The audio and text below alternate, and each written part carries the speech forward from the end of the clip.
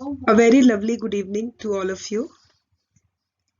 I am Dr. Pooja, and today I will be discussing roughly 7 to 8 questions related to your FMGE preparation. As we all know that FMGE is, likely to be held in next month. So let's start with the discussion of the questions. Question number 1. As you all know that there is a slight change in the pattern of the questions being asked in the exam, because mainly the emphasis will be on the clinical based questions or the image based questions. Let's see. A patient diagnosed with Hartnupp's disease due to the deficiency of transporter required for the absorption of the amino acid tryptophan has been brought with skin rashes and suicidal tendencies. Tryptophan is a precursor for many compounds. As we know, it is an essential amino acid, the deficiencies of which can cause the said symptoms. Now, which out of the following compounds is not synthesized by tryptophan? Now, first of all, let's study what do we understand by tryptophan is an essential amino acid. Now, why it is an essential amino acid? Because it is required for the synthesis of so many important compounds. So, if we have to look at the synthesis, tryptophan is a precursor of serotonin. It is a precursor of melatonin. And it is a precursor of niacin in our body. Now, serotonin is a potent vasoconstrictor and it is required as a vasoconstrictor, and it is the main function is what it does, it stimulates the cerebral activity. Melatonin is a hormone which is secreted by the pineal gland and it is required for the sleep and awake process. And third is niacin, which is B3. 60 milligram of tryptophan is required to generate 1 milligram of niacin. So these three are the very important products synthesized by tryptophan, or in other words, I should say that serotonin, melatonin, niacin, the precursor of these three important compounds is tryptophan. Now let's look at the question. The question says what? Question says the epinephrine. Epinephrine is the one which cannot be synthesized from tryptophan, as epinephrine is synthesized from tyrosine. So the answer would be B, or epinephrine. Moving on to the next question. Histamine, a chemical mediator of allergies and anaphylaxis, is synthesized from amino acid histidine by which of the following processes? Now for this I will just give you a very interesting simplified way how you remember this histamine, because amino acids have both groups. Histidine is an amino acid. It is a basic amino acid. So if carbon dioxide is removed or if decarboxylation is carried out, that means COH group will be given out and we will be left with only the amino group. So histamine will be produced from histidine by the removal of carbon dioxide. So the answer would be B. Histidine on decarboxylation forms histamine,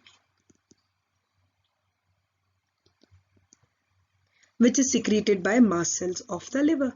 So the answer is this. Deamination is removal of amino group. Transamination is transfer of amino group, and dehydrogenation is removal of hydrogen.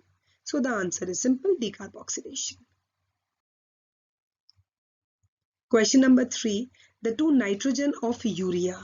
Now urea has this formula, NH2 C double bond O NH2. This amino group comes from aspartate. This comes from carbon dioxide or bicarbonate ions. And this will come from obviously the amino acid, because urea is actually the end product of proteins or amino acids. So the answer here is aspartate and ammonia. Moving on to the next question. Pyruvate is formed from which amino acid during transamination?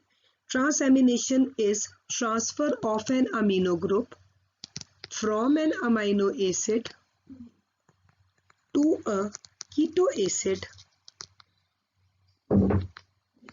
forming a new amino acid and a new keto acid. Right? If we talk about pyruvate, pyruvate is the new keto acid which is produced from the amino acid which is alanine. And the enzyme required here is SGPT or alanine transaminase. So the answer is alanine. The keto acid which is produced is alpha ketoglutarate, and new amino acid which is produced is glutamic acid. So obviously the answer is alanine. And one more thing important I want to tell you about this is alanine is the most important glucogenic amino acid. Right? Moving on to the next question. Complex 4 of ETC is inhibited by. Always remember there are 4 complexes in ETC. Complex 1, complex 2, which give their electrons to coenzyme Q, then gives to complex 3, and finally to complex 4. If we look at the inhibitors, the inhibitor of complex 1 is PCR, pyridine, chlorpromazone and rotenone. Complex 2 inhibitors are carboxyl and malonate. Complex 3 are all the hypoglycemic drugs like metformin. And complex 4 is cyanide, azide and hydrogen sulfide. TTFA is for complex 2. So complex 4 of ETC is inhibited by, out of these 4, azide, which is complex A1A3 oxidase. Next question, bond not broken during denaturation of proteins. It is a very important question. Denaturation means removal of existing nature of proteins. Always remember, all the bonds are broken when the protein is denatured except peptide bond. Why? Because peptide bond is the strongest bond, as it is resonance stabilized. So the answer is peptide bond. Is it clear? The last question, a baby complains of vomiting, diarrhea after having milk. Right, the baby is complaining of vomiting because the milk is actually regurgitating, leading to diarrhea after having milk. So which deficient enzyme is responsible for that? It is uridyl transferase. And if we see the expanded version of this, this is galactose 1-phosphate uridyl transferase. This is a enzyme, a very important enzyme of galactose metabolism, and it is deficiency of this leads to galactosemia. So these are some of the questions for your preparation of FMGE exam. Thank you so much, and I will be soon uploading my next video again on FMGE Quest, and this time I would like to touch the topics related to molecular biology. So if you guys have any problem, don't hesitate to ask me. Put your queries on my website, and this is my YouTube channel. If you like my channel, subscribe to it. Thank you so much. Wishing you all the best.